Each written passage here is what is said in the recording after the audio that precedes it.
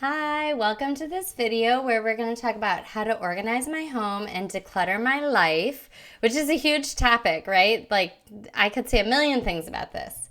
First, I'm going to talk a little bit about Marie Kondo, and then I'm going to go over a bunch of strategies and tips, and then lastly, I'm going to discuss experimenting with less, which I think is a great option. So I kind of got into organizing. I'm looking for the book. Oh, here it is. It was under a paper. So I read Marie Kondo's book, The Life-Changing Magic of Tidying Up. It must have been very close to when it was published, which is 2014. I looked it up in English because she wrote it, I think, in Japanese first. Yeah. So I must have read it early. I was totally into this book. This is the strategy I used first to declutter and organize my home. And I went through my whole home and decluttered and organized it and followed her book. And I think what's interesting is she literally tells you like where to put things, which I really appreciate because I think that we are not we're not told what to do. So like there are chapters or sections, whatever, called unpack and detag new clothes immediately. She's like, when is the right time to read a book that you received? Immediately. Take off the tags from the clothes so that you'll use them.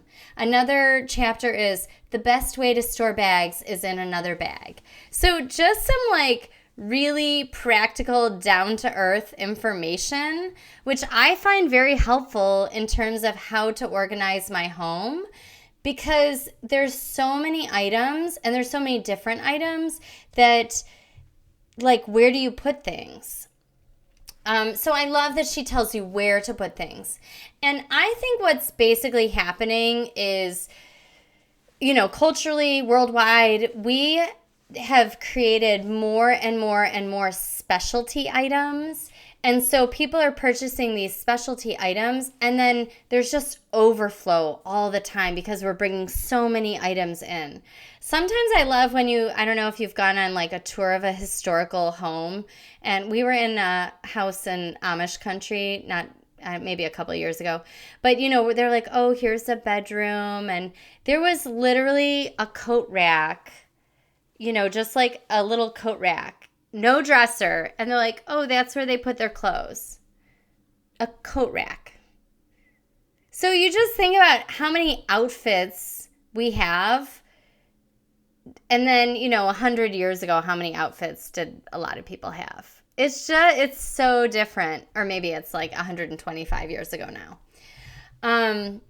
And so it just, as things have become cheaper and we're encouraged to buy more and more and more, I think there's just a ton of overflow. So if you're thinking about organizing your home, decluttering your life, just think about removing anything that isn't necessary, removing the excess, lowering the volume of items in your home. And you're probably going to want to repeat this over and over like a mantra. Lower the volume, lower the volume. And you're looking around, how can you lower the volume? So, whatever item you have, I think just considering how much of that item you have. Great, you have workout clothes. Fantastic. Do you have a workout, top and bottom for 30 days in the month and you could wear a new outfit every day? You probably don't need that many. Unless you're a professional sports player, probably you need 5 to 10 or 14, and then you're going to do laundry and wash them and, reuse clothes. So just considering the volume of the number of items in your home is significant. Thinking about where things should live, really identifying the purpose of the room and having those items in that room, right? So board games. Where do you play the board games? Can they be stored there? I think that a lot of times when you start opening cabinets and closets and things, there's kind of like stuff that doesn't really belong in that space, but we just didn't know where to put it, and so you put it there.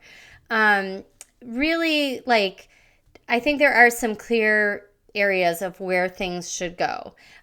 Sheets, like this is the guest bedroom / office for me, and this is the closet. So the sheets and the towels for guests are in that closet, right?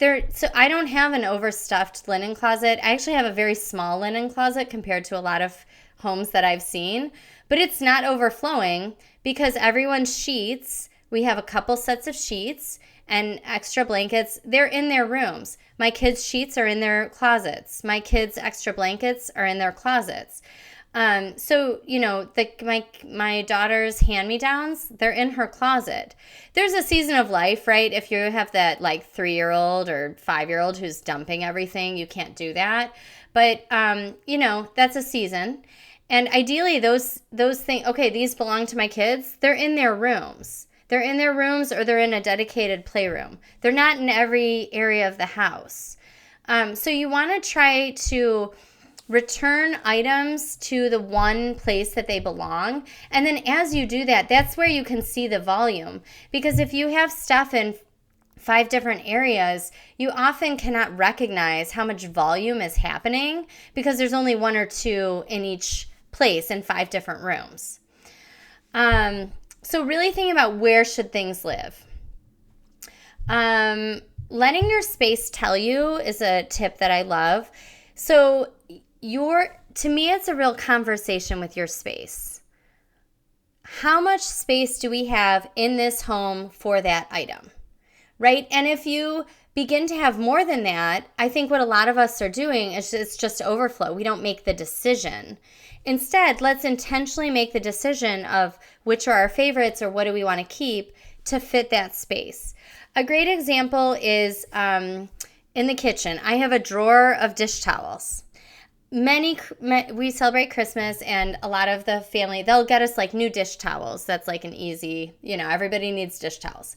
So instead of just shoving them in and then when there's too many, like starting to take over another drawer or piling them someplace else, I'm looking through that drawer. I'm like, this is all the space I'm dedicating to dish towels, getting rid of the old dish towels. So it always fits in that drawer. So you're having the space tell you how much of something to keep. If I lived in a double size home from what I do and I had 2 drawers or a double wide drawer for dish towels, I could probably keep more and it wouldn't matter. But I don't. So I'm like, that's it. Another example is the Ziploc bags and the tin foil and the saran wrap and all that kind of stuff. I have 1 drawer of those.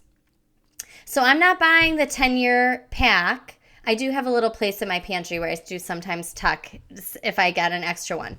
But I'm just buying 1 thing of baggies at a time because I just have 1 drawer for it. So I'm letting my space tell me. I'm not buying every size of baggies. I'm just buying the ones that we need, like a few sizes that fit in the drawer. So it always fits in that 1 drawer. And I do like to wash and reuse items. But again, if I start washing so many items that it's collecting and it's building up, okay, we don't need that many. We want it to fit in that 1 drawer. So let your space tell you. Another thought as you're organizing your home, place items as close to where they will be used as possible.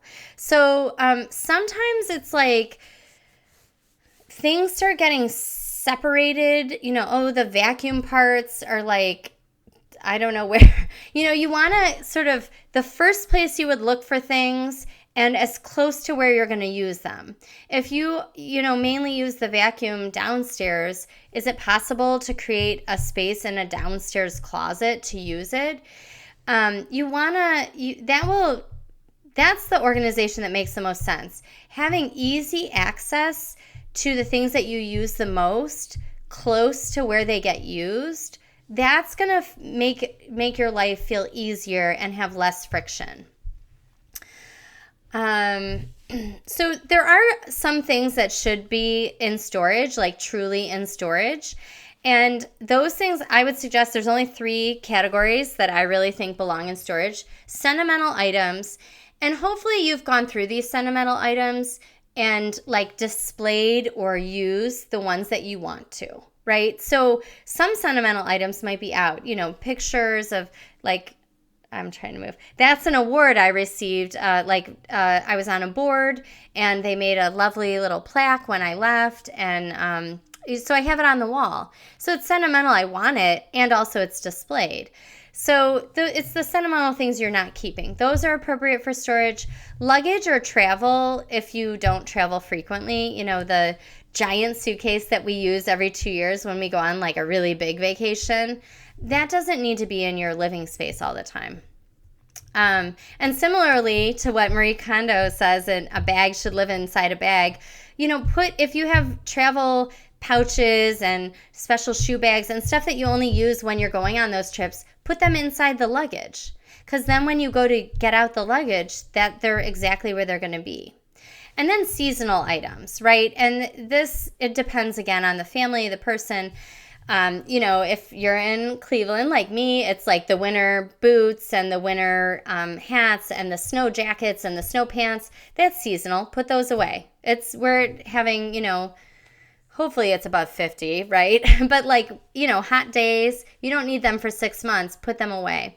It could be decorations. I use that wreath on my door every fall, but the rest of the year, put it in storage. And even with your storage space, so you have sentimental, luggage, and seasonal items. Even with your storage space, this can get out of control. Always looking at volume. How many wreaths do you have? Do you have 4 to 8? That's probably reasonable, right? And not trying to be judgmental, like every person is different, but I would say 12 would be a lot. But that you're changing your wreath every 30 days. But maybe you are. Maybe you're like, I love the front door. I love the wreaths. I love to be decorated. And I'm going to have a new one every month. And if you actually put them out and use them, great. But I think if you have beyond 12, it's starting to be a lot of volume. Unless you're a door decorator and that's your job is making wreaths and taking pictures of it, it's sort of like, how many do we need realistically? How many are we using? And so you just have to get serious with yourself, right? Because a lot of times when we go and look, it's like, oh, this used to be my fall wreath, but then I got this one, and then someone else gave me that fall wreath. And then actually my that's from my mother's. She passed and I brought over her fall wreath. So now I have 4 fall wreaths and I'm only going to use one of them. So pick your favorite and let's let these other ones go. Okay, so you're always looking at volume throughout the home, top to bottom. The last thing I wanted to just encourage you to do if you're thinking about decluttering your life and really getting organized is experimenting with less. And this is an idea from Joshua Becker, who is a famous minimalist. And, we all, I'm saying all, the average American, I think, and if you're here asking about decluttering, interested in decluttering, we know what it's like to live with too much. We've had that experience. I can't find the shirt I want because it's buried under 30 other shirts that I don't even like, that don't fit me well, but I can't find the one I do want, right? We know what it feels like when there's too much. Where's my phone? There's so many things on the countertop, I can't even see it. Where are my keys? It's just overwhelming. I tried to get out the towel and 5 towels fell on my face in an avalanche. We know what it feels like to have too much. And so he suggests really to experiment with less. Experiment. How do you know where the right line of the balance is until you experiment with less? Until you're on the other side of that. Oh, this is actually a little too few towels because we had a guest and we didn't have any towel for them, And it's easy enough to run to the store and buy 1 new towel. So, just experimenting with less. I also like the word experiment because it represents an impermanence. How many towels do we need as a family of 4 who likes to swim? Can you have an amount and then put aside another amount and just put them aside and see. I'll give you an example. We actually have a dishware set, and I think we have service for 12. I'm guessing. I think we have service for 12. But actually, I have taken about 6 sets, and they are up in a top cupboard in our kitchen. Why is that? This is the excess. This is the decluttering. I haven't gotten rid of them. It's our current dish set. It matches our set. We like them. When we have a lot of guests over, a dinner party, a family gathering, I will get them down and we will use them. But day to day, we're a family of 4. 6 large plates is plenty because we're running the dishwasher every night.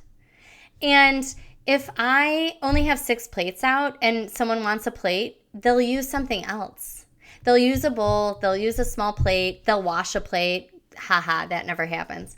But the idea is it will lead you to a more creative and interesting life. You will have to be a little bit creative. You might have to use something not traditionally or figure it out a little bit or borrow something from a neighbor or a friend.